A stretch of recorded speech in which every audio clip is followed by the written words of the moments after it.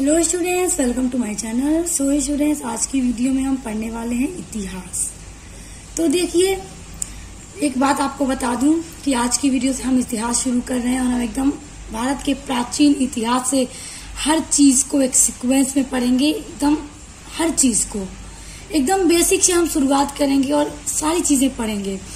तो अगर आप किसी भी कॉम्पिटिटिव एग्जाम की तैयारी कर रहे हैं तो भी हिस्ट्री उसमें होता है, तो आपको ये सारी चीजें उस लेवल से भी बहुत ज्यादा इम्पोर्टेंट हैं। और एक जो भी स्टूडेंट बीए के फर्स्ट सेमेस्टर में है, तो फर्स्ट सेमेस्टर में जो हिस्ट्री है उसमें भी प्राचीन इतिहास के बारे में ही पढ़ना है। तो प्राचीन इतिहास भी फर्स्ट सेमेस्टर स्टूडेंट्स के हिस्ट्री में ये सिलेबस ये टॉपिक इंक्लूड किया गया है। तो बीए फर्स्ट सेमेस्टर हिस्ट्री के स्टूडेंट के लिए भी ये वीडियो इम्पोर्टेंट होने वाला है और मैं सीरियल वाइज से इसकी सभी वीडियोस को अपलोड करती रहूंगी।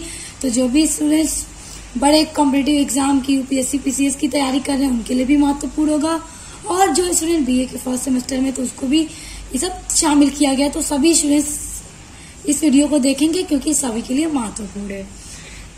चलिए शुरू करते हैं।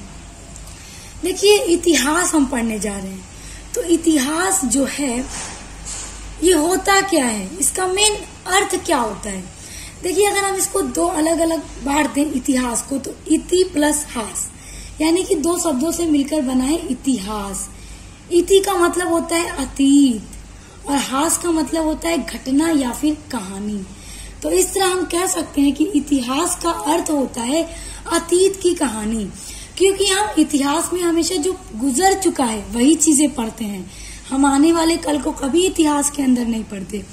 जो गुजर चुका, जो अतीत हो चुका है, हम उन सब चीजों को हिस्ट्री के अंदर पढ़ते हैं। तो इतिहास क्या है, आई होप आप समझ गए। देखिए, फादर ऑफ हिस्ट्री किसे कहा जाता है, हिस्ट्री के पिता कौन है, ये प्रश्न बहुत महत्वपूर्ण है और पूछा भी जाता है। तो आप हिस्ट्री के स्टूडेंट हैं तो आपको ये तो पता होना चाहिए कि फादर ऑफ हिस्ट्री हीरोडोटस जो हैं वो हिस्ट्री के यानी इतिहास के पिता हैं, और इनकी एक बुक है, उस बुक का नाम है हिस्टोरिका। तो प्रश्न आ जाता है हिस्टोरिका किसकी पुस्तक है, तो हीरोडोटस की। और हीरोडोटस कौन है, इतिहास के पिता हैं। अब देखिए, हम इतिहास पढ़ रहे हैं तो आप लोगों ने अपने बुक में लिखा हुआ देखा होगा 1500 बीसी से 1000 बीसी तक, या फिर 1000 एडी से 1500 एडी तक। देखा है ना, बिल्कुल देखा है। तो जब बीसी लिखा होता है तो वहां हिंदी में लिखा होता है, बीसी को अगर हिंदी में कहें तो 1500 ईसा पूर्व से लेकर 1000 ईसा पूर्व। तो अब क्या आपके मन में कभी ये प्रश्न उठा है कि क्यों उल्टा लिखा होता है, क्यों 1500, देखिए क्यों 1500 ईसा पूर्व, देखिए ये नहीं, ईसा पूर्व से 1000 ईसा पूर्व। आपके मन में क्या कभी ये प्रश्न नहीं उठा है कि क्यों 1500 ईसा पूर्व से 1000 लिखा होता है, मतलब ये क्यों ज्यादा से कम क्यों हो रहा है। आपके मन में ये सवाल आया होगा ना कि 1000 ईसा पूर्व से 1500 ईसा पूर्व होना चाहिए, तो नहीं, गलत हो जाएगा, हमेशा ये ऐसे ही रहेगा। अब क्यों है ऐसे, आइए उसको जानते हैं। क्योंकि हम हिस्ट्री पढ़ने जा रहे हैं तो ये सारी जो बेसिक नॉलेज है इनको जानते हुए आगे बढ़ेंगे, क्योंकि आगे बीसी एडी आएगा तो शुरू में क्लियर हुआ रहेगा, तो आगे आपको आसानी रहेगी, बार बार कंफ्यूजन आपको नहीं होगी। देखिए, ईसा मसीह क्राइस्ट के जन्म से पहले के जितने भी साल हैं उनको बीसी से दर्शाया जाता है। बीसी को हिंदी में ईसा पूर्व कहा जाता है। बीसी का मतलब है, बीसी का फुल फॉर्म है बिफोर क्राइस्ट, शॉर्ट में कहते हैं बीसी। क्राइस्ट कौन है, ईसा मसीह। तो ईसा मसीह के जन्म से पहले के साल को बीसी से दर्शाया जाता है, और बीसी हमेशा डिसेंडिंग ऑर्डर में चलता है। डिसेंडिंग ऑर्डर का मतलब घटते हुए क्रम में। जैसे अगर हमको ईसा मसीह के जन्म से पहले, देखिए ईसा मसीह का जन्म अगर यहाँ पर हुआ है, मान लेते हैं यहाँ पर, तो देखिए ईसा मसीह के जन्म के पहले के ये सारे साल हैं जो बीसी में चलेंगे, ईसा पूर्व में चलेंगे। और देखिए ईसा मसीह का जन्म अब यहाँ हो गया, तो इनके बाद के जितने साल हैं वो एडी में चलेंगे, यानी ईस्वी में सिर्फ चलेंगे। एक एग्जाम्पल के थ्रू यहाँ पर समझ लेते हैं ताकि चीजें क्लियर हो जाए आपको। देखिए, ईसा मसीह के जन्म से पहले किसी भी एक आदमी का जन्म होगा, ठीक है। सपोज दैट 1500 BC में, यानी कि 1500 ईसा पूर्व में, 1500 BC में एक आदमी का जन्म हुआ और अब उसी आदमी की मृत्यु हो गई 1300 BC में। तो अब आपके मन में सवाल आ रहा है कि पहले जन्म हुआ, मरा बाद में, मतलब जन्म तो 1300 में होना चाहिए, मृत्यु 1500 में होना चाहिए। तो मैंने आपको बता दिया है कि ईसा मसीह के जन्म से पहले के साल घटते हुए क्रम में चलते हैं।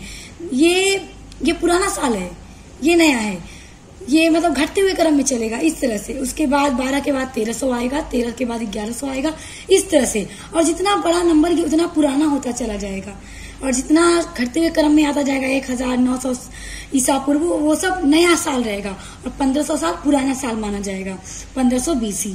अब एडी किस तरह है, एडी का भी एग्जाम्पल ले लेते हैं।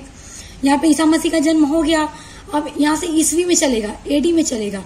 जैसे एक आदमी का जन्म हुआ 2001 में, मृत्यु हो गई 2020 में। तो देखिए 2001 में जन्म हुआ, 2020 में मृत्यु हो गई। अब यहाँ से देखिए बढ़ते हुए क्रम में चल रहा है। जिस ईस्वी में हम जी रहे हैं, हम जिस ईस्वी में जी रहे हैं वो भी तो बढ़ते हुए क्रम में चलता है। 1 2 3 4, देखिए 23 चल रहा है, 23 के बाद 24 आएगा। वही अगर हम ईसा मसीह के जन्म से पहले होते, अगर मान लीजिए तो 2023 चल रहा है ना, तो 2022 BC हो जाता अगर हम ईसा मसीह के जन्म से पहले होते तो। मगर हम बाद में हैं, हम एडी में जी रहे हैं, एनोन डोमिन में जी रहे हैं। देखिए इनको एनोन डोमिन बोलते हैं, जिसको शॉर्ट फॉर्म में एडी कहा जाता है। तो क्लियर हो गया ना कि ईसा मसीह के जन्म से पहले जो होंगे वो BC कहे जाएंगे, ईसा पूर्व कहे जाएंगे, और बाद के ईस्वी कहे जाएंगे, यानी इंग्लिश में एडी कहेंगे, एनोन डोमिन। और ये घटते हुए क्रम में चलेगा और ये बढ़ते हुए क्रम में चलेगा। तो आई होप कि ये सारी चीजें आपकी क्लियर हो गई होंगी। यहाँ पे इसलिए क्लियर कर दिया क्योंकि आगे सिर्फ ईस्वी, ईसा पूर्व, एडी, ईस्वी आएगा तो क्लियर रहेगा, तो आपके लिए आसानी होने वाली है। आइए आगे बढ़ते हैं। अब देखिए प्राचीन भारत का जो इतिहास है उसके क्या स्रोत हैं। हमें प्राचीन भारत का इतिहास कहाँ से पता चलता है, तो 2 स्रोत हैं, 2 जगह से प्राचीन भारत का इतिहास पता चलता है। एक साहित्यिक स्रोत है, साहित्यिक स्रोत का मतलब कि लिखा हुआ हमें मिलता है, ग्रंथ मिलते हैं जिनसे हमें प्राचीन भारत के इतिहास का पता चलता है। और दूसरा जो स्रोत है वो है पुरातात्विक स्रोत। पुरातात्विक स्रोत में आते हैं शिलालेख, सिक्के या पुरातत्व, इनके द्वारा हमें प्राचीन भारत के इतिहास का पता चलता है। और देखिए साहित्यिक स्रोत का मतलब है कि लिखे होते ग्रंथ के फॉर्म में हमें मिलता है, प्राचीन भारत का इतिहास के बारे में पता चलता है। देखिए इसमें सबसे पहला जो इतिहास है, सबसे प्राचीन, वो है वैदिक साहित्य। वैदिक साहित्य में 4 तरह के वेद थे। देखिए इसमें ऋग्वेद, सामवेद, यजुर्वेद, अथर्ववेद, ये 4 तरह के वेद वैदिक साहित्य के हैं। और इनमें जो सबसे पुराना वेद है वो ऋग्वेद है। इन सभी वेदों से पता चलता है प्राचीन भारत का इतिहास। और उसके बाद आता है पुराण और महाकाव्य। देखिए महाकाव्य में जैसे रामायण और महाभारत जो है ये एक महाकाव्य हैं, इनसे भी हमें प्राचीन भारत के इतिहास का पता चलता है। तो उसके बाद है जैन और बौद्ध साहित्य। देखिए जैन और बौद्ध साहित्य का जो भी ग्रंथ है वो संस्कृत भाषा में लिखा हुआ है। और जैन और बौद्ध के साहित्य का जो ग्रंथ है, संस्कृत ग्रंथ जो संस्कृत भाषा में लिखा हुआ है, यहाँ से भी हमें प्राचीन भारत के, पुराने भारत का इतिहास पता चलता है। उसके बाद देखिए मेगस्थनीज, जो कि ये एक चंद्रगुप्त मौर्य के शासन काल के समय उनके दरबार में आया था। और मेगस्थनीज ने एक पुस्तक लिखी थी, उस पुस्तक का नाम था इंडिका। और जब वो भारत आया था मेगस्थनीज, तो उसने उस टाइम चंद्रगुप्त मौर्य के शासन काल के बारे में अपने पुस्तक में लिखा था और प्राचीन भारत का भी पूरा वर्णन किया था अपनी पुस्तक इंडिका में। तो मेगस्थनीज की पुस्तक इंडिका से भी प्राचीन भारत का इतिहास हमें मिलता है। वहां पर भी देखने को मिलता है कि प्राचीन भारत किस तरह का था, क्या क्या चीजें थी। उसके बाद फाहियान। देखिए फाहियान भी एक चीनी यात्री था जो कि भारत आया था और ये चंद्रगुप्त द्वितीय के समय भारत आया था। इसने भी अपने पुस्तक में बहुत सारी चीजों का वर्णन किया है भारत के प्राचीन समय के बारे में।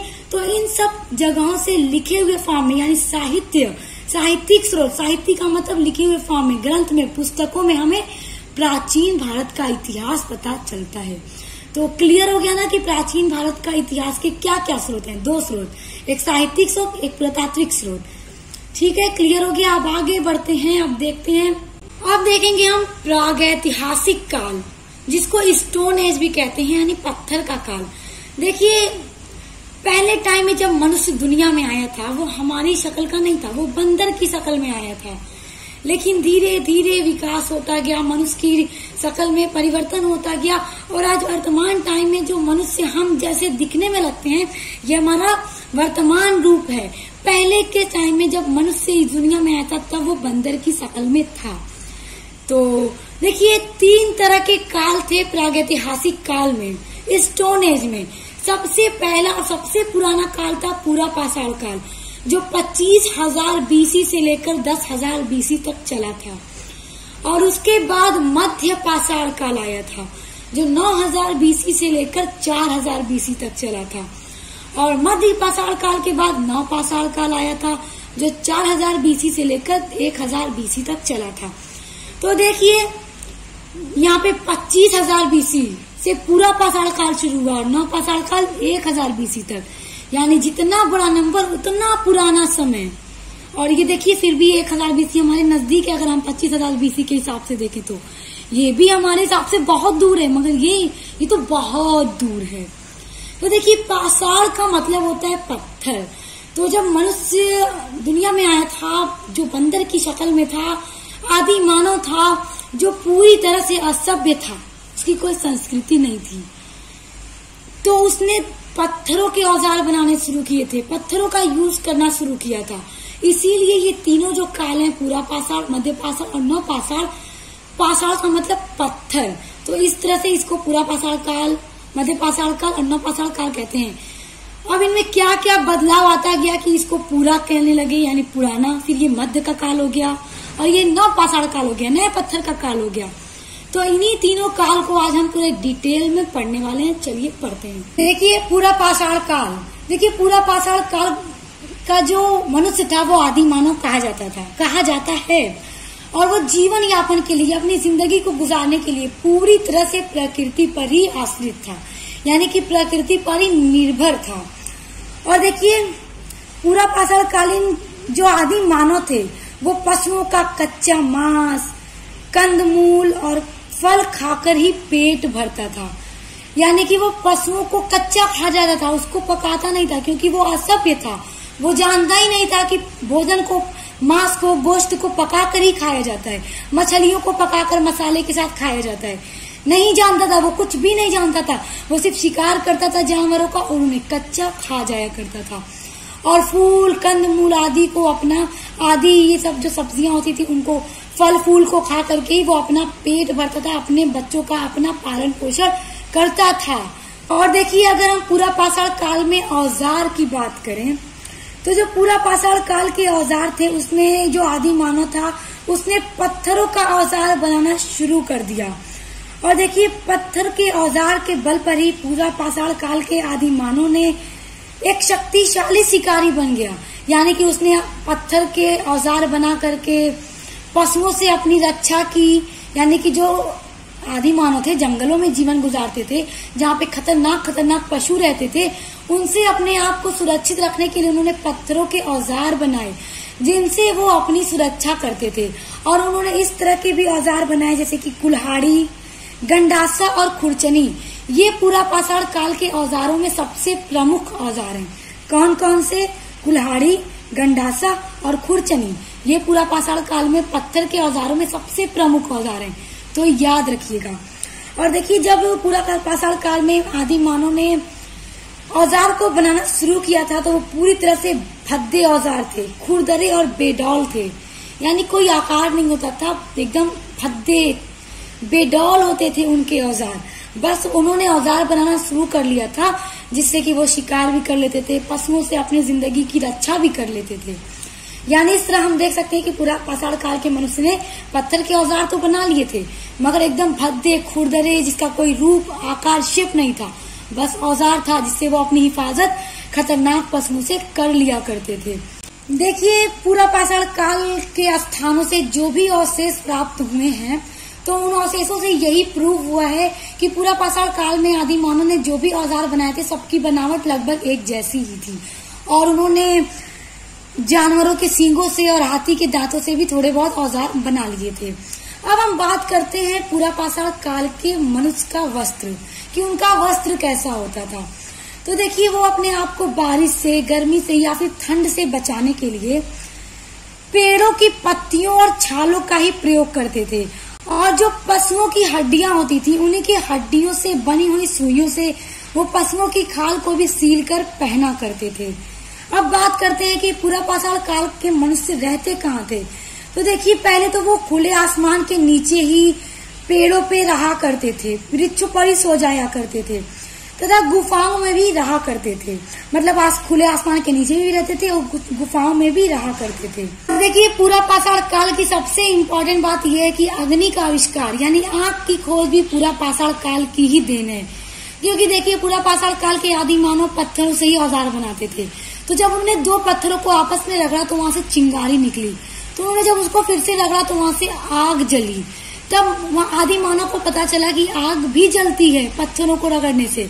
तो उन्होंने पत्थरों को रगड़कर आग जलाना शुरू कर दिया। उनका जो जीवन अंधकार से भरा था उन्हें रोशनी मिलने लगी, और रात को सोते समय उन्होंने गुफाओं में अपने अग्नि जलाकर रखना शुरू कर दिया, जिससे जो खतरनाक पशु रहते थे आग को देखकर डरकर भाग जाते थे, जिससे आग से उन्हें अपना जीवन सुरक्षित लगने लगा।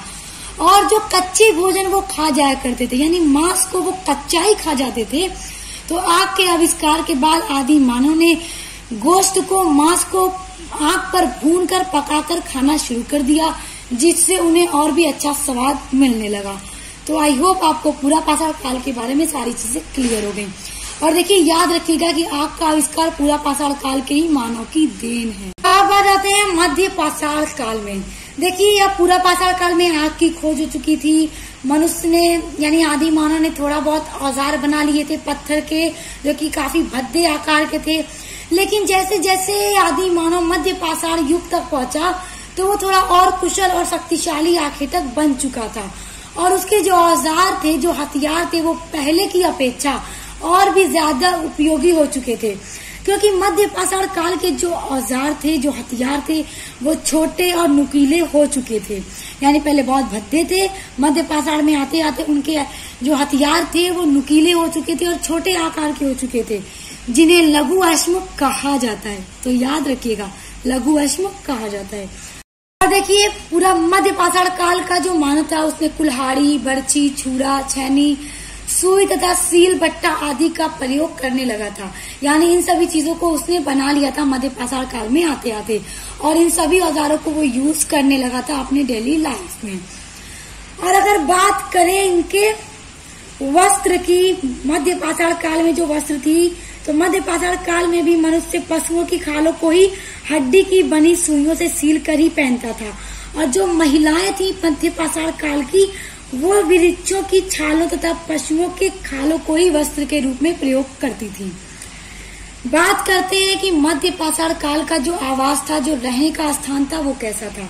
तो देखिए, मध्य पाषाण काल में आते आते मनुष्य ने नदियों के तटों पर जो पर्वत थे, पर्वतों की गुफाओं में रहना शुरू कर दिया था।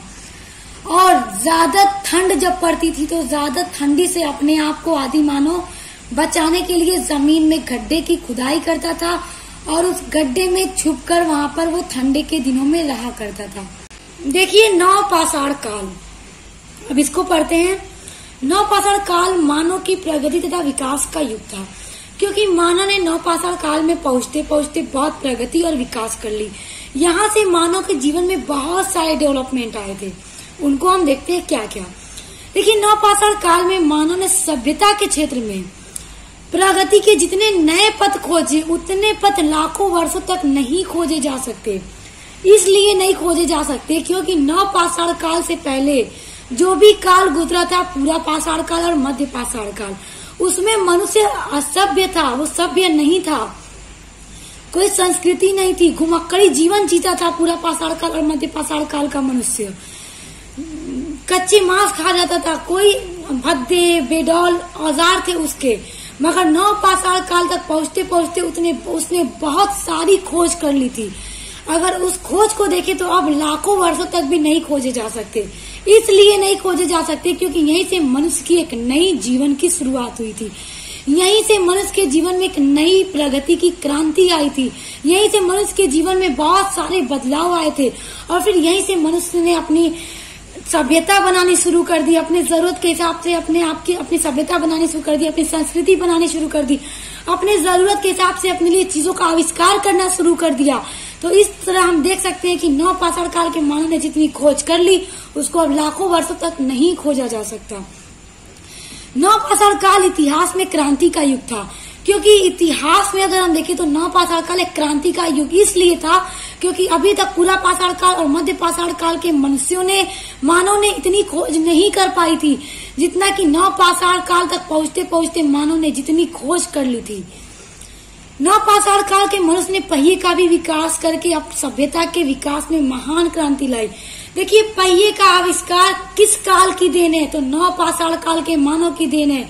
नवपाषाण काल में ही पहिए का आविष्कार किया गया था और अपनी सभ्यता में विकास किया गया। अब देखिए, जो नवपाषाण काल का मनुष्य था उसने सूत काट कर कपड़ा बुनना तथा वस्त्र सिलना भी सीख लिया था। अब बताइए, क्या पूरा पाषाण काल और मध्य पाषाण काल के मनुष्य ने अभी तक सूत काट कर कपड़ा बनाया था जिसको वो पहनकर अपने बदन को ढक सके? नहीं, अभी तक वो सिर्फ पशुओं के खालों को और वृक्षों की बड़ी बड़ी जो पत्तियां थी उन्हीं को अभी तक अपने वस्त्र के रूप में वो यूज कर रहा था। मगर नवपाषाण काल में उसने कपड़ा सूत काट कर कपड़ा बनाना शुरू कर दिया, उसको सील कर अपना बदन अपने तन को ढकना शुरू कर दिया। तो इससे देखिए कितने सारे डेवलपमेंट हुए और ये सारे डेवलपमेंट आगे बढ़ते गए और आज हम देख रहे हैं हम किस तरह की लाइफ स्टाइल को जी रहे हैं। यहीं से उस लाइफ स्टाइल की शुरुआत हुई थी, यहीं से बदलाव आने शुरू हुए थे। मनुष्य ने यहाँ पर कितनी सारी चीजें सीख ली थी नवपाषाण काल तक पहुंचते पहुंचते। देखिए, नवपाषाण काल का जो मानव था उसने श्रृंगार में भी रुचि लेना शुरू कर दिया। वो अपने सजने संवरने में अपने श्रृंगार के लिए भी वस्तुएं जो थी उनको अपनी आवश्यकता के अनुसार उसको भी बनाना शुरू कर दिया। क्या पूरा पाषाण काल और मध्य पाषाण काल के मानव ने बनाया था? नहीं बनाया था। नवपाषाण काल में इसकी भी शुरुआत हुई। मानव ने श्रृंगार में रुचि लेनी शुरू कर दी। नवपाषाण काल के मानव ने पशुओं को अपना हितैषी समझा और उन्हें पालना भी शुरू कर दिया। अभी तक पशुओं को कोई नहीं पालता था। पशुओं को सिर्फ शिकार करके ही खाते थे और पशुओं और फूल फल से ही अपना पेट भरते थे। पशुओं को अभी तक उसने अपना हितैषी नहीं समझा था मध्य पाषाण काल और पूरा पाषाण काल में। लेकिन नवपाषाण काल में पहुंचते पहुंचते मानव ने पशुओं को अपना हितैषी समझा और पशुओं का पालन पोषण पशुओं को पालना शुरू कर दिया और घुमक्कड़ी जीवन पर रोक लगाई। क्योंकि पहले मनुष्य खानाबदोशों की तरह जीता था, घुमक्कड़ी जीवन जीता था। जहां पर उसे शिकार मिलता था वहीं पर वो ठहर जाता था, वहीं पर शिकार करता, वहीं पे काटता और कच्चे गोश्त को, कच्चे मांस को वो खा जाया करता था। लेकिन घुमक्कड़ी जीवन को उसने नवपाषाण काल में रोक लगाई। उससे लगने लगा कि नहीं, घुमक्कड़ी जीवन कब तक हम जीते रहेंगे, हमें भी अपनी अस्थायी बस्तियां बनानी चाहिए। देखिए, नवपाषाण काल का मानव जलाशयों के निकट अपना अस्थायी बस्तियां बनाकर वहीं पर अपनी जिंदगी गुजारने लगा। उसने नवपाषाण काल के मानव ने मिट्टी और लकड़ी के मकान बनाकर उन्हें घास फूल और वृक्षों की टहनियों से ढक लेता था। देखिए, मनुष्य यहाँ तक समझ गया कि वो मिट्टी और लकड़ी से मकान बनाता था और वृक्षों की टहनियों से, फूल और घास से वो उस पर छानी डालकर रहना शुरू कर दिया, अपने मकान बनाने शुरू कर दिए। कहाँ? जलाशयों के निकट उनके किनारों पे अपनी अस्थायी बस्तियां बनाकर रहना शुरू कर दिया। और देखिए, नवपाषाण काल में ही मनुष्य ने पशुओं को पालना शुरू किया और कृषि करने के लिए उपकरण और अनाजों को सुरक्षित रखने के लिए अब उसने अस्थायी जीवन शुरू कर दिया। उसने कृषि करना शुरू कर दी, अनाज उगाने शुरू कर दिए, जिससे वो अपना भरण पोषण करने लगा, अनाज उगाने लगा, पशुओं को पालने लगा। यहाँ से उसने कितनी सारे बदलाव लेकर आए अपने जिंदगी में। मकान बनाना शुरू किया, पशुओं को पालना शुरू किया, अनाजों को उगाने के लिए उपकरण बनाए और जो उनके औजार थे वो अब सुडौल हो चुके थे, नुकीलेदार, पॉलिश वाले, चमकदार औजार हो चुके थे। पहले भद्दे थे, खुरदरे थे, चिकने औजार नहीं थे। लेकिन नवपाषाण काल में पहुंचते पहुंचते उनके जो औजार थे उनका अपना अपना शेप होने लगा, एकदम चमकीले, पॉलिश वाले, चमकदार औजार होने लगे थे। तो इस तरह हम देख सकते हैं कि किस तरह नवपाषाण में आते आते मनुष्य ने अपने जीवन को कितना ज्यादा डेवलप कर लिया, इतनी खोज कर ली कि अब लाखों वर्षों तक भी नहीं किया जा सकता।